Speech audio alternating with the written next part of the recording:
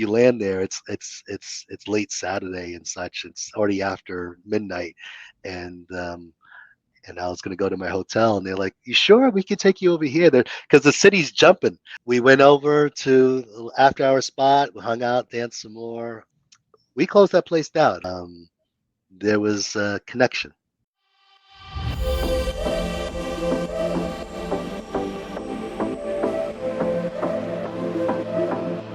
They wanted to take me to different clubs, to different, places where people hang out and just, Wow. go out and drink. So, in Interact with the Singapore, city.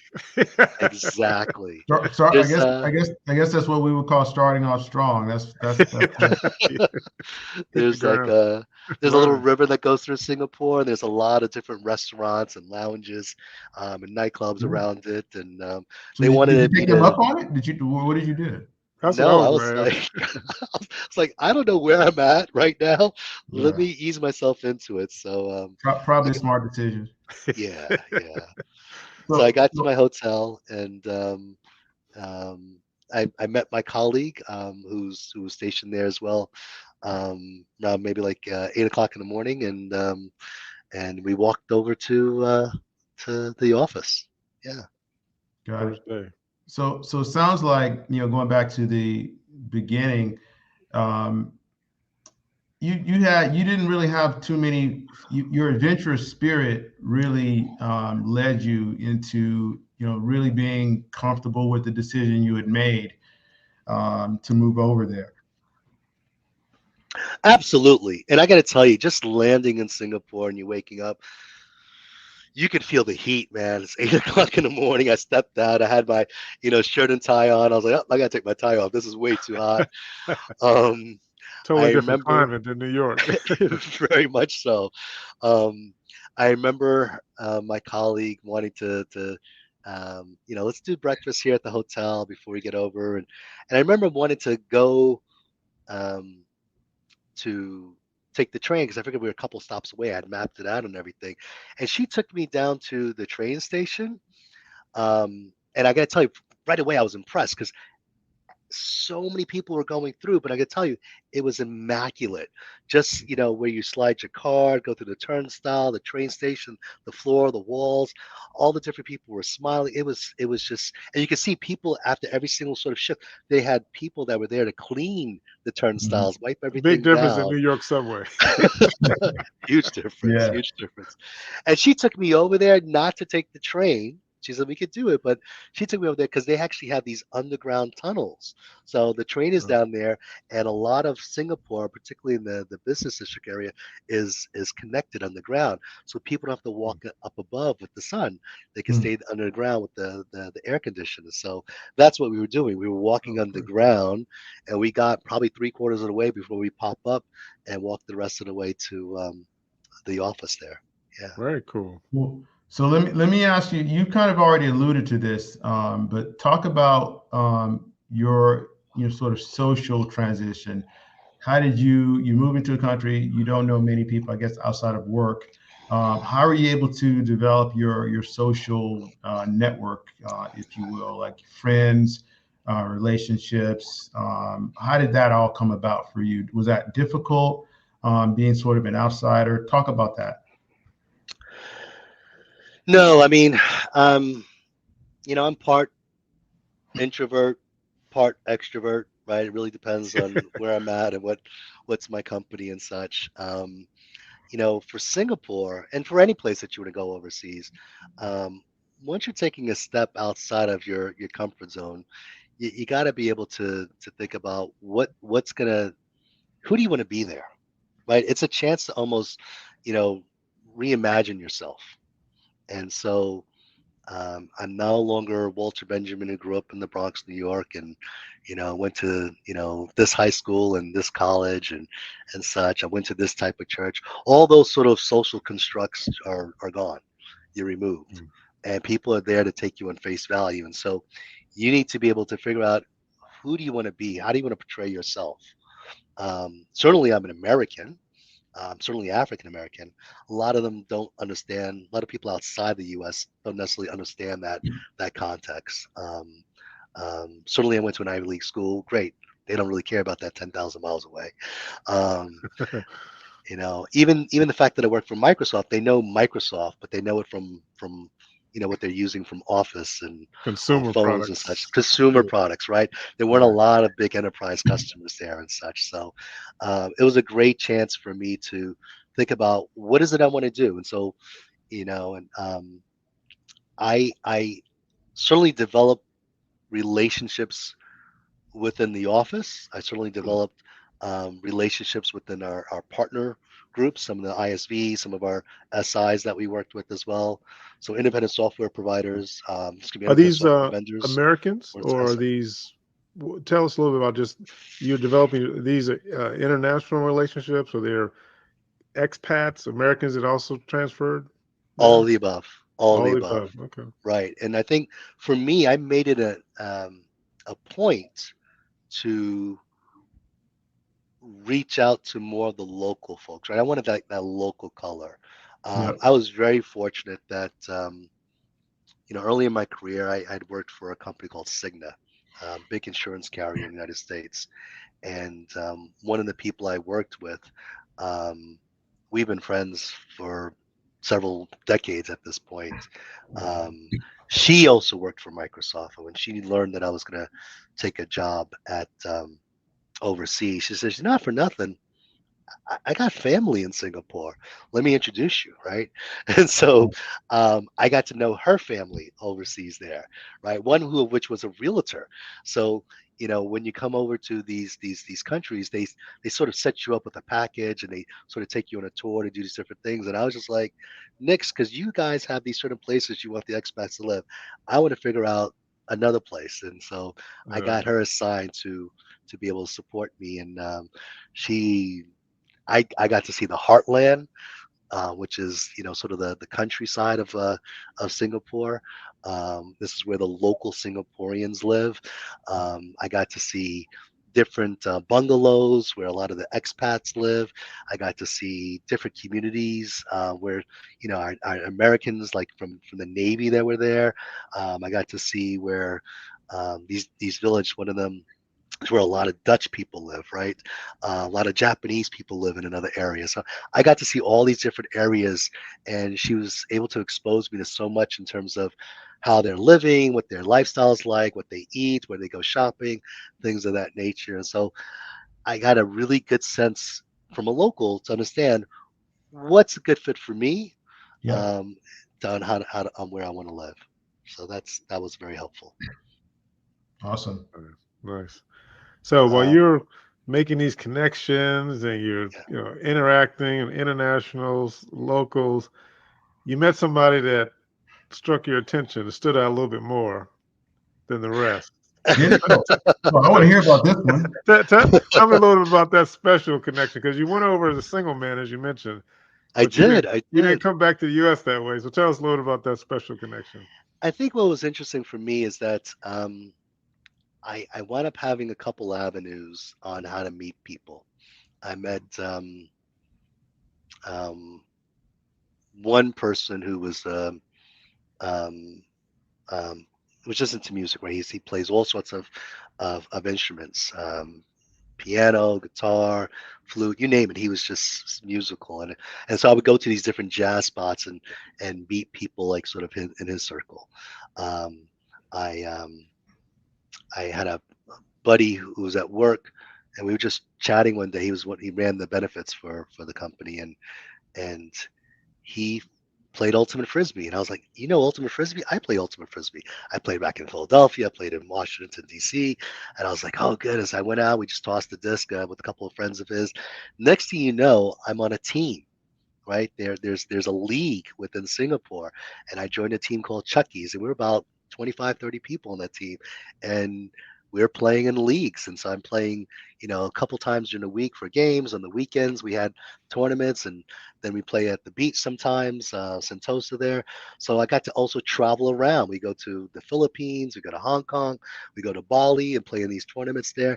And you get to meet people, again, going outside of Singapore now, traveling to different places. So my network started growing, both professionally as well as personally. Um, That's pretty cool. I remember one time. early on, probably about maybe not even about 5, 6 months in. Um, I had a couple of buddies of mine from the DC, Virginia area visit me, and we traveled from Singapore to KL. Then I took them to Phuket, KL, Kuala Lumpur. Kuala Lumpur. Yeah, yeah. We got a chance to hang out there and meet some of my Microsoft colleagues there, and they gravitated to them, and they got a chance to see what life was like there. Very, very interesting. And then we got to Phuket. I had a little timeshare that we were all get a chance to stay in, and hung out at for 4 or 5 days there on the beaches, and and playing all the drinking, the bar games that you do there. This is called banging nails, right? There's just a tree Um, stump, and you have nails that you just bang, and you play against the waitresses who are experts at drinking, by the way. So the more you're drinking, that nail starts to move, right? And they're still hammering. If you hit the nail, you don't have to drink, but if you miss the nail, you don't get it down, and they can do it first. You got to drink, and they would drink us under the table. So we had a lot of fun doing that for a couple of nights there. And towards the end of that trip, I will tell you that we when we got back to Singapore, we were hanging out one night, and one of my buddies, that guy who was a musician, he introduced me to a friend, and she was someone that um, specialized in bringing over different type of spirits into Singapore in the country. Not a She, smuggler. She was an she, importer. she was like a wine merchant, right? So she would get wine, especially out of Australia, New Zealand, Yeah. special, things that were that were a little bit harder to find. She'd be able to import them into the Okay. country and take care of all the taxes and such for you. So, legitimate business, right? She was very Yeah. good Let's at be it. clear. Let's be very clear. Right. And so one time I placed an order with her, and Mhm. it was it was late arriving, right? And I remember So, calling her up and saying, "Hey, what's going on with my wine?" And she's like, "Oh, it's just being held up in customs right now." And I was like, "Okay, well, how about you can make it up to me?" I was like, "Tomorrow's National Day. It's my first time doing National Day in Singapore. Basically, it's the equivalent of the United States is July 4th, or Independence yeah. Day and such. And I'm going to be going over to our spot, right? It was a VIP membership that I had at this lounge. And I'm going to bring one of my colleagues. We're just going to be holding court there all night. And she's like, okay. I was like, why don't you come over and bring some eye candy with you? And she just started laughing. She's like, you serious? I was like, yeah. She's like, okay. And so my buddy Scott and I, we wound up going over there and got a nice table. And here comes my friend Charlene, and she brought 8 or 9 girls with her that night. That's some So customer That's service more though. than you asked for. For a late shipment, that's a pretty good customer service. Sounds like she felt very guilty for that late shipment. well, I think the free cocktails, right? I think that Ah, that got yeah, caught a lot of the girls. Plus, yeah, it's Right. again, it's the day before National Day.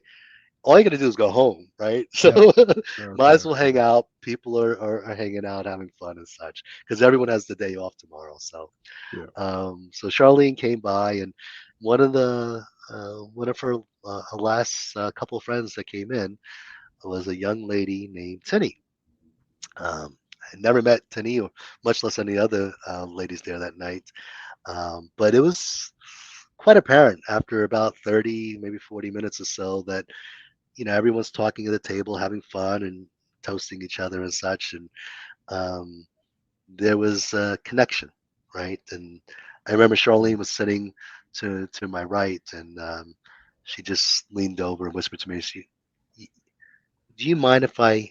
She said, "Excuse me for a moment." I said, "No, no problem." And she got up and she went all the way to the other end of the table, and you could see her talk to Tinny. And my buddy Scott's already kicking me under the table. He's like shaking his head, like, "There you go." And she brought Tinny over to me, and he said, "Would you mind, Charlene said, would you mind if I give up my seat and let Tinny sit here. I think you guys have a lot in common.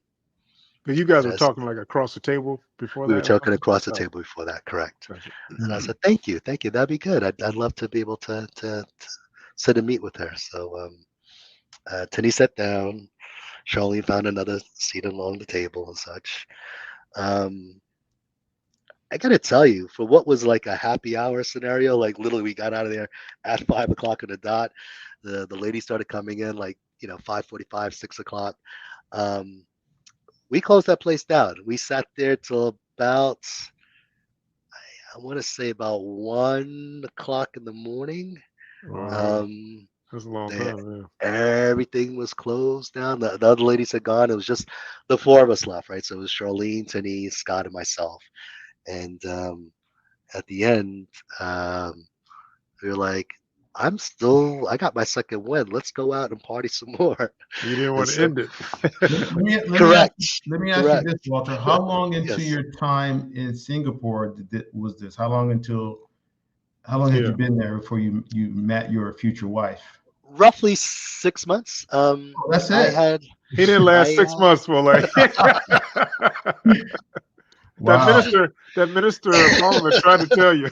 He did tell you. He did tell you that. I got over there around mid-February, and Wow. yeah, first week of August is National Day there. So yeah, just Wow. around that time. That's So great, man. Great story. we went over to after our spot. We hung out, danced some more. I remember giving her my name card. I was like, "Oh, let's exchange cards and everything." And she's like, "Oh, I don't. I'm sorry, I don't have anything on me, but I'll give you a call." And I was like, "Oh, okay." So the name Um, card, for those who don't know, that is the term for business card in Asia. Yeah. there you go. There you go. Um, and you give it with two hands, right? You Right. just And don't facing the person so they can see it. facing the person. Yeah. Um, so no, she liked that, and about maybe about a week and a half later, I remember going to work one day. It was maybe like 7:30 in the morning and such, and I was texting Charlene. I was like, "Hey, where's my stuff? I'm so worried about my wine." And she's like, "No problem." And I was like, "It's coming, it's coming." I picked up the phone. I was like, "Are you sure it's coming? When is it coming? Is it today's coming? Is it tomorrow's coming?" I was like, "Oh," she's like, "I'll call today when they open up." I was like, "Okay." And I said, "Hey, what's up with your girl?" And she was like, "What do you mean?" I was like, "I gave her my card. I haven't heard from her." She's like, "Really? Are you serious? Would you? Do you want me to call her for you?" I was like, "Sure." All I know is by the time I got to work, like 25 minutes later, I had text message from Charlene, text message from Tinny, email from Tinny, and I had a email from a restaurant with reservations for like the next night. She was saying that she apologized for taking so long. She just got caught up with work and such. She saw my card today and she wanted to make it up and take me to dinner. Um, Wow. Nice. Whoa. I was Nice. That's what I'm talking about. That's a keeper right there. like, yeah. When they Yeah. start stepping up like that, I was like, okay, this is gonna be a little different, right? So, That's grown folk stuff. That's right. uh-huh. Charlene wasn't necessarily on top of the spirits delivery, but she was on top of the hookup and the connection part. Yeah. Absolutely, Not a really good absolutely, wine importer, but a great matchmaker. There you go. Well said. exactly. Yeah. Um, And as they so say, yeah, the that's rest, how Teddy and I met. We that's and the the rest is history, right? Very yeah, cool. yeah, Rest is that's a history. great story. Let me ask you, so you Yes. were saying you kind of reinvented yourself coming into Singapore. What did you mean about talk about that a little bit more when you arrived and you thought about what you wanted to accomplish with your career there? You talked about the social connections, but how do you feel like you reinvented yourself when you got to Singapore? You know, um, I knew about Singapore a little bit growing up. I knew about it just from, you know, news articles and stuff that you read, and then I got a chance to talk to a couple of colleagues. But it was nothing like being there to really understand what the country was like. Um, it's earned a very well deserved reputation of being a very clean, safe city. Um, it's also um, both politically and economically stable. Okay. Um, and it's also central to Asia. So you get a chance to, when you get rock sickness, right? You get tired of being there, you get a chance to travel around Asia. It's very easy to get flights in and out because they have the number one airport in the world, right? You can get, Mm. hour here, hour and a half there. I'm And in a cheap Bali, flight, I'm in right? Phuket, and cheap flights, and cheap Yeah. flights. And so I was like, you know what? I need to take this all in. I need to be able to, if you're a person that likes staying at home, too bad. Get to the beach, go to some of the best beaches in the world, go learn how to. I never learned how to dive. I want to learn how to dive. You want to do fishing, you got some deep sea fishing that you could do. So, all the different things that, this kid from the Bronx could not do, you get a Okay. chance now to explore and do that type of Wow, stuff. that's And so, amazing. things that you might have thought about before, now there are activities that were right there in front of you. I mean, literally, I had colleagues who owned boats, right? And they would go away in the weekend and just have these boating trips. Guys that the golf trips on the weekend, guys that had these, great bikes, right? And Yeah. road bikes and such, and they go on these 100-mile rides up into Indonesia and come back and such. I mean, fabulous different things. So, can I ride a bike? Yeah. Do I like boats? Sure. Do I like to fish? And all these different things, might as well take advantage of it. And so I challenged myself to try and do different things. You Mhm. know, I wanted to meet new people. I wanted to get out. I wanted to explore.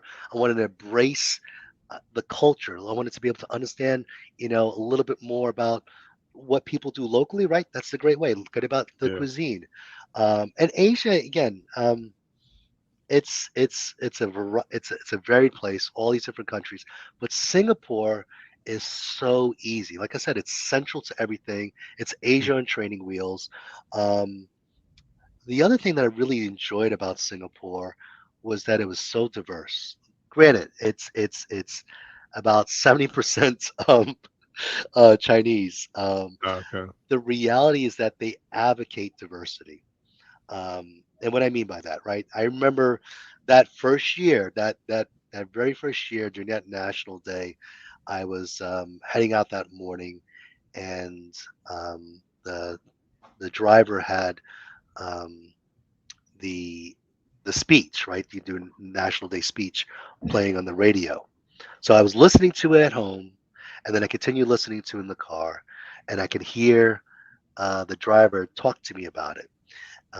And so the speech, I can tell you during that time, the prime minister had talked about, he mentioned the phrase embrace diversity about 25 times Hmm. during that speech because they wanted to make themselves a place that had open doors and that allowed them to do business with so many other different countries around the world. They wanted people to come in and help their economy to grow. Hey, Walter, that's. Go ahead. Go ahead. I had a. Okay. I'm going to tell you what was even impressive about that. I listened to that speech in the morning, and I remember going off and doing a couple things, and I remember coming back, and I'm hearing the speech again. I'm hearing the prime minister, and he's giving the speech again, but instead of doing it in English, now he's doing it in Mandarin.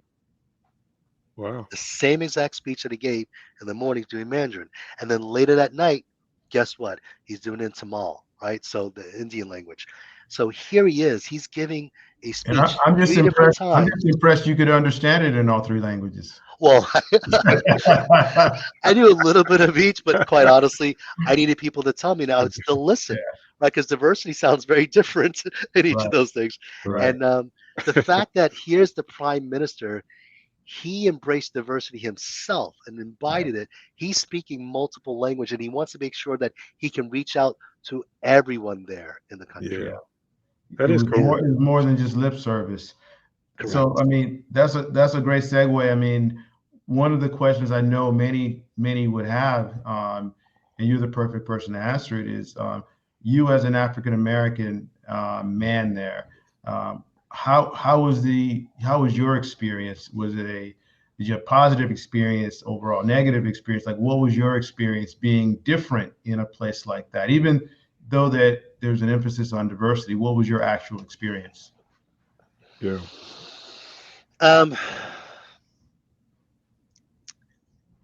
Continuing on from that that conversation. I will tell you that their prime minister at the time was Lee Kuan Yew, pioneer for Singapore, and certainly a great leader and role model he was for the country. That really confirmed for me that I had made the right decision to land there as my first expat assignment. Um, for me, Singapore was very friendly place, very easy place to navigate, Mm. um, and regardless of skin color or ethnicity or gender, religion, I found that people there were very receptive and welcoming, and you could make those bonds, right? I still roughly have, I don't know, 350 400 friends that are Oh back wow. in Singapore. um, I can't say that's the same everywhere you go, right? Every place is different. I mean, Japan's going to be different versus Australia versus China, right? So um, but for me, Singapore was the right place for me to land. That's Does that awesome. answer your question, Wole? It Yeah. does. It Yeah. does. It does. I appreciate you sharing that perspective. So as we start to wrap up, let me just ask, the final question I have. Mm. I think I know the answer, but I want to hear from you. Just net, what was the overall? How was your overall experience? I mean, and how did your overall experience in moving to Singapore, taking that leap, how did it benefit you both personally and professionally? Yeah, good question. Personally is easy, right? I got engaged, got married there, um, had my son there, right? There's a lot of milestones, and very happy memories that I had in Singapore, How and long really were you in just Southeast Singapore? Asia. I was How there long were for you there? 8 years. Eight 8 years. years. Wow, I Okay. didn't realize you were Yeah, there for that long. Okay. Yeah, I thought it yeah, was five, yeah, but 8. Yeah, that's a good while. Yeah. yeah. I did a little over 5 with Microsoft, and the last uh, 2 and change with Citrix over there. Um, and again, great time, enjoyed it. Um, had nothing but the best times personally, professionally. Um, I did really well there. Um, I had 2 promotions in the U.S. I had 2 promotions there, right? And then even when I shifted and went to Citrix, I was literally had my own team. I was doing stuff there. It was at a point where I was bringing in roughly about a quarter of all the revenue for the region Oh by my wow. lonesome. Um, and don't get me wrong, I knew a lot of the bigger customers from my time at Microsoft. I also um, would go in there at least half the time with Microsoft. I do these joint engagements, right? Okay. Meeting with customers and such. And so, you, you're much stronger when you're doing things together with, key partner like that. Um, I will say, if you go overseas, make sure you have a path to get back home. I think you Hmm. can. I had spent, my term initially was supposed to be 2 plus 1, right? So do 2 years, you can option for the third year, but then you're supposed to head back. And I didn't. I was getting married. I was having a kid at the time, um, and so I went up staying there, and I thought, hey, this could be it, and that's how I thought. And I Hmm. remember when my wife would start talking about, not for nothing, don't you want to raise your kid back in the United States? And I'm She brought like, that up. it's one of these things where I'm like, no, I want the kid to learn Mandarin, right? I want the kid. I like having my housekeeper and her making me, fresh squeezed juices at 6 o'clock in the morning. I like the lifestyle. She's like, yeah, but and I remember, because we spent so much time with her family, aunties and uncles, mom and dads, and sister, brother, all that good stuff. But my parents would come over and they'd spend 2, 3 months at a time when they visit, and they loved being over there too. But um, we were just thinking about what does that look like. And I think for my wife, um, she was very much into that nesting phase, right? Um, she wanted to, you know, she wants to change the color of her room, she can do it. She wants to hang stuff on a wall, and she wants to knock down a wall, she could do whatever it is, right? We would have her own house. And there in Singapore, Singapore is one of the most expensive places to live in the world, right? Oh wow, I didn't know that. Oh yeah, yeah. I think when I got over there, it was like 31, 32. By the time I left, it was number three, and it's been sitting somewhere between one and five for the last the Wow. last 10 years. Mm. Um, and honestly, it was number one for a long time, hands down. It got to be more expensive than Hong Kong, right, and Tokyo. Wow. Um, and so we lived in a very nice place. It was great apartment, about 2,800 square feet. I had balconies on both sides of the apartment. I lived 20, you one said floor below the 2,800 penthouse. square feet apartment? 2,800 square feet apartment That's a big apartment. Yeah. below the penthouse. I had sea view on one side, city view on the other. Wow. We had 4 bedrooms, 4 baths, plus we had a little maid's quarter, right? So that because we had I to can live see why you next door. didn't want to leave. Exactly, Yeah. exactly. It's addictive, that lifestyle. And you had the fresh squeezed juice. Exactly, it was the best. Um, and it was a decision about whether we stay there or what does it look like. And I remember I got another job offer, um, from a company in the States, and this came with a reload package. You don't get Mm, a lot of times people don't get a chance to return home with that. So just make sure you have a path to get back, yeah. whether it's with the same company or you look at a different company. Sometimes it can be difficult making your way back. I've seen a few expats struggle with that, as such. Gotcha. So for you, it was really family driven, to start that process, but you were able to professionally get a connection that brought you back with a reload package. So Yeah. landing coming back in the U.S., it really worked out for you, and you come back with a wife, a son, and a host of experiences, and you grew professionally as well. So overall, where would you rate the experience of going from 1 to 10? I'm going there, spending 8 years. How would you rate that overall? 10 being the highest, it was definitely a 10 for me.